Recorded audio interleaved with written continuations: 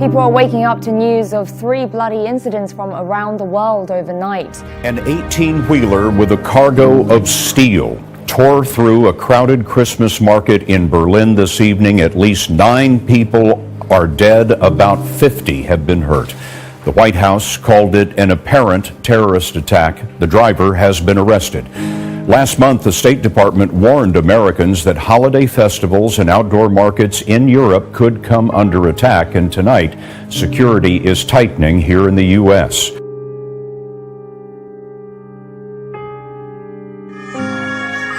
In an instant tonight, tidings of joy turn to screams of horror. Amidst the holiday lights and Christmas trees, one stunned shopper recorded the scene. People tending to the injured, waiting for the police to arrive. First we heard glass breaking.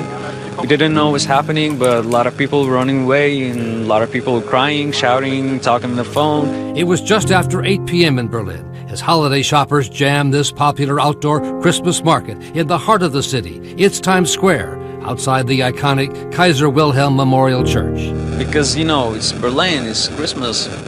You think that everything is happy. Police say the driver of this large blue delivery truck jumped the curb at a high rate of speed and then plowed through the crowds for a distance of about 50 yards. Its front end crumpled.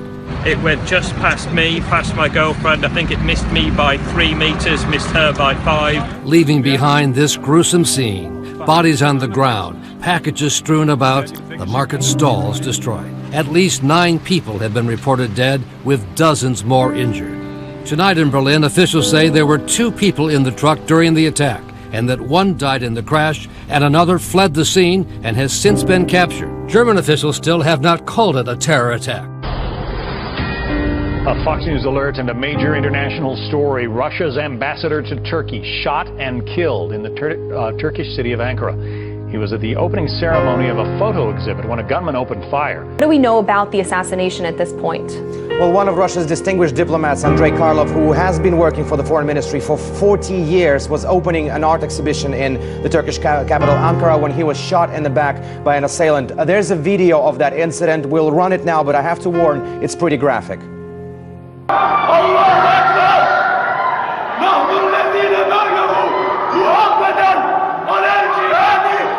There are still a lot of questions remaining as to how exactly this man got into the exhibition. There are concerns that he may have been part of the security detail.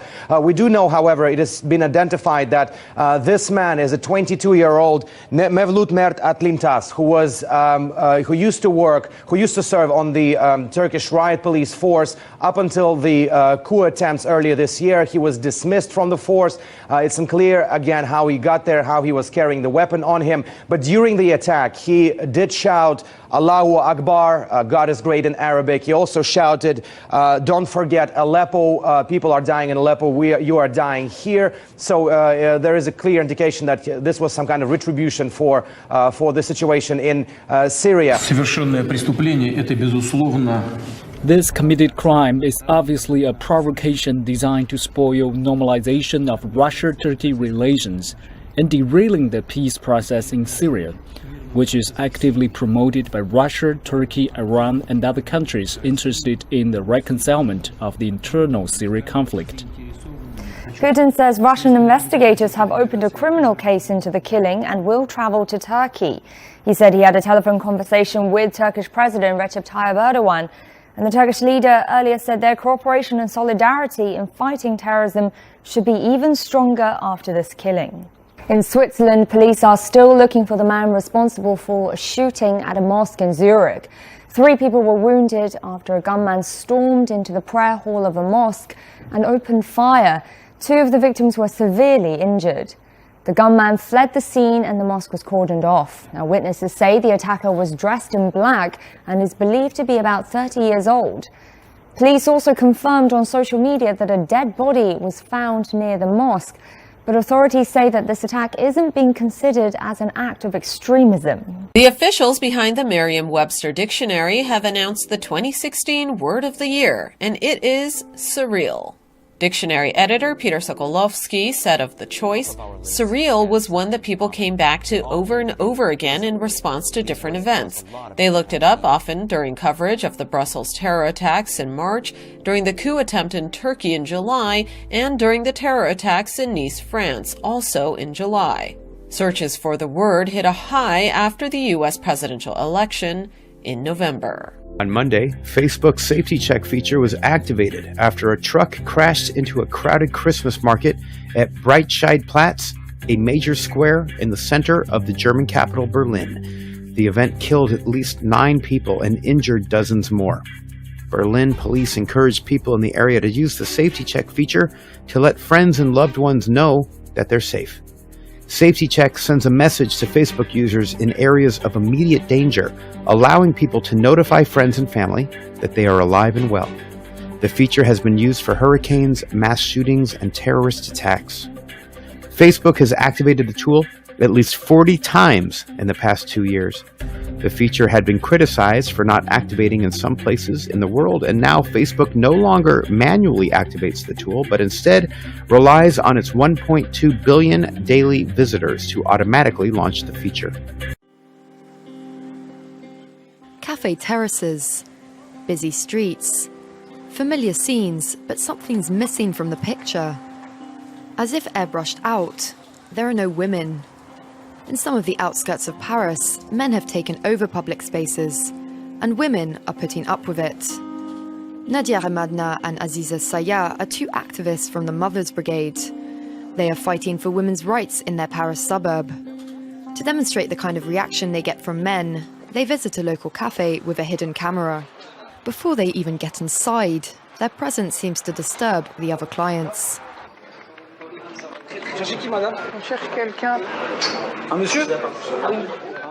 There are only men in here, and they're not very welcoming. Pourquoi? C'est pas grave, on vit dans un monde où il y a des hommes et des femmes. Ça vous dérange, vous? Moi, c'est pour vous. Non, pour moi. The bar owner doesn't want to talk. The other customers, meanwhile, are uncomfortable. Mais je m'en fous, on va se faire discrète, petite dans un coin. Il y a que des mecs dans ce café. Et comment c'est normal qu'il n'y a que des mecs? Imagine que tu veux prendre un café avec une cousine, une amie, ta femme. Non, normal. Ta cousine, elle reste chez elle. Ah bon? Elle fait ce qu'elle veut, mais pas avec moi. Ben voilà, dans ce café, il n'y a pas de mixité. Est-ce que c'est normal? Tu fais ça en Arabie Saoudite, tu dis ouais. Mais ça, on est en France.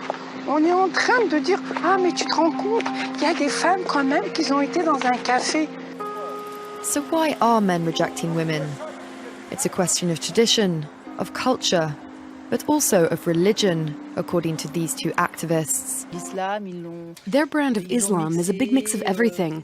It looks like the penal code now. Don't do this or that. This is forbidden, that is forbidden. Everything's forbidden. And yet we're in France. Now the Ukrainian military says that pro-Russia fighters have killed 5 of its troops and wounded 6 others in the eastern city of Debaltseve.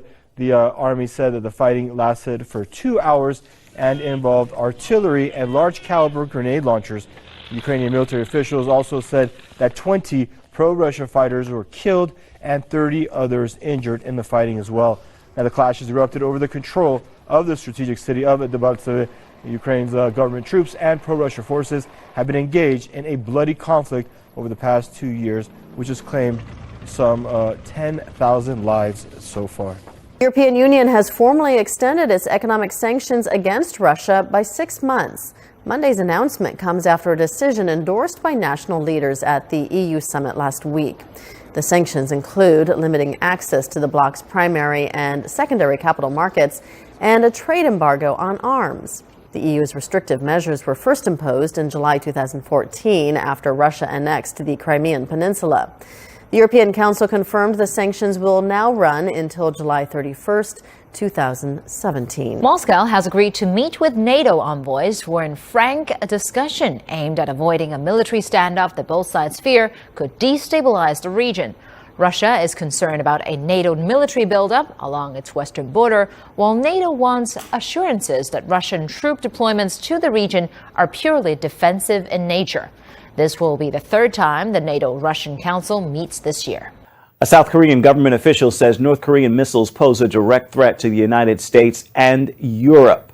That is, according to the official director, General Lee Sang-ho told the Daily Star online that Kim Jong-un's arsenal is more dangerous than previously thought. The information comes amid reports that North Korea's military is now capable of attaching nuclear warheads to missiles which can travel thousands of miles. The Electoral College has sealed the deal for President-elect Donald Trump. Late Monday afternoon, Trump had officially surpassed the 270 electoral votes needed to win the presidency. While Trump's victory was very much expected, so were protests. Demonstrators were seen and heard in and around the places electors met to cast their votes. A chaotic scene in Wisconsin today. You don't deserve to be in America! Protesters shouting down electors as they cast their votes for Donald Trump. This woman hauled away by police. This is my America! My America! The same in Pennsylvania. Ohio, too. This is what democracy looks like. As the Electoral College convened in state houses across the country, Trump's opponents making a last-ditch attempt to keep him from the White House. Texas now puts President Trump over the top. But now the unofficial tally is in. Trump reaching the 270 votes needed. Pride School Atlanta has created a haven for LGBTQ identifying students. The school focuses on LGBT community issues.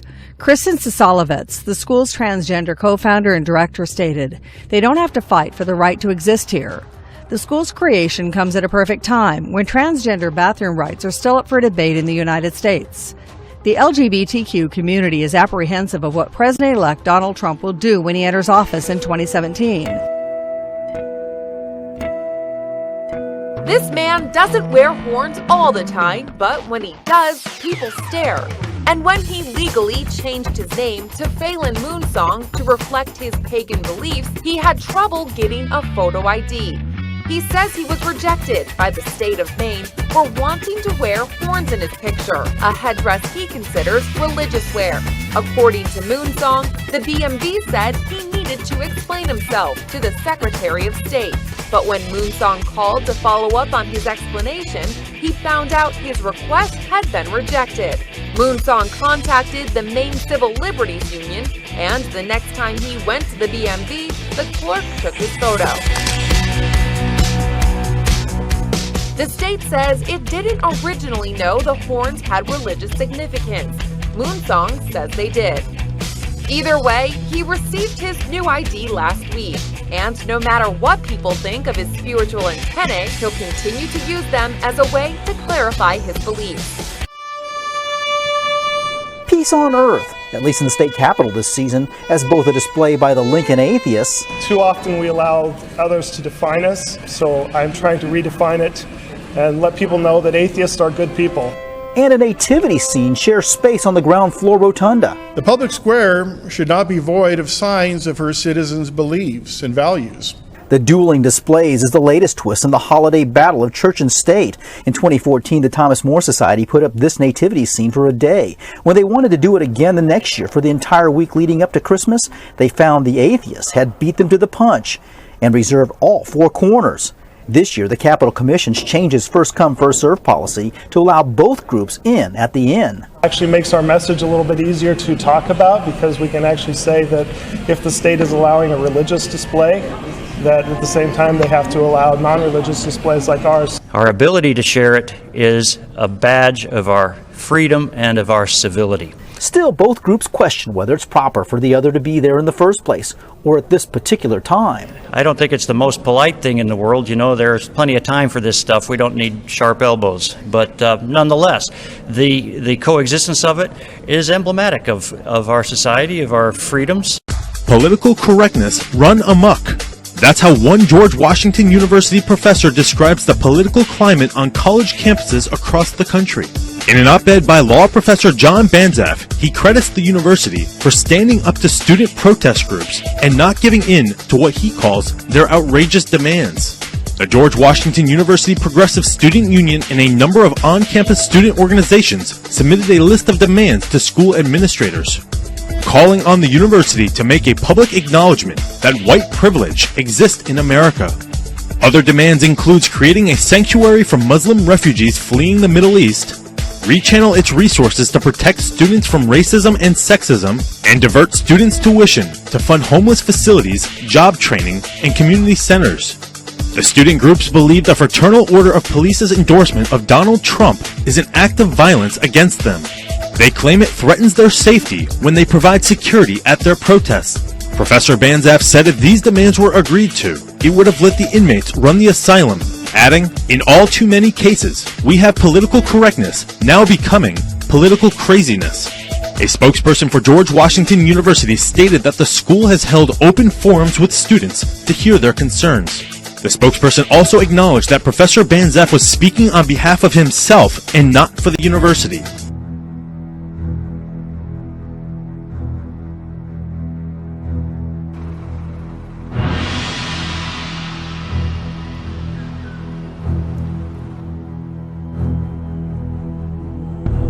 The quake struck some 118 kilometers northwest of Kirakira at a depth of 44 kilometers.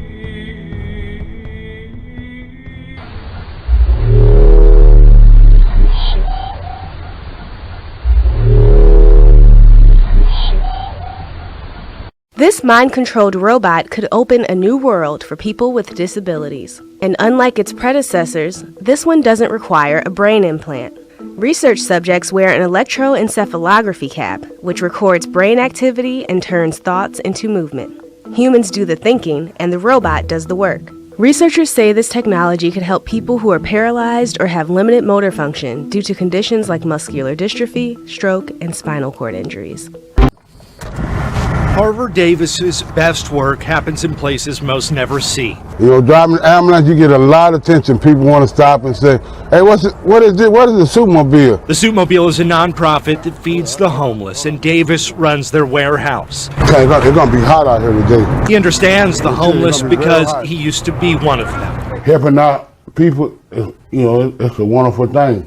He's come a long way in 5 years. Maybe I wish I could have found this 20 years ago, you know. A man who dedicated his life to serving others taught himself never to smile. I used to talk with my lip down. Not showing the gap I had. A lifetime of neglect left his mouth in bad shape. That's where Dr. Lee Fitzgerald comes in. So all these were removed, the upper jaw was shortened, and then 6 implants were placed here, and then teeth were attached. Dr. Fitzgerald took in Davis as a patient, and he isn't charging him. Did you sleep okay? His team was able to save just 8 teeth. The rest aren't real, but the smile is. $1 million smile. He's no longer homeless.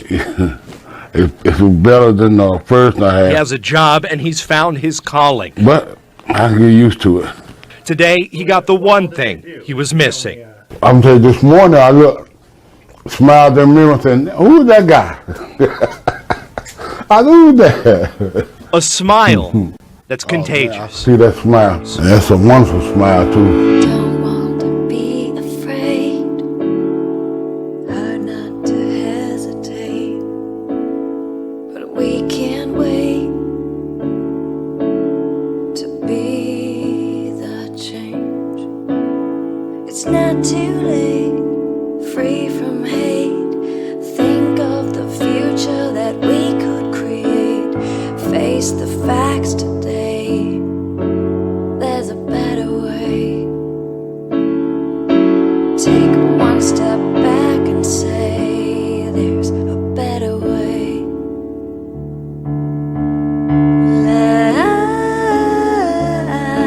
Like a tree.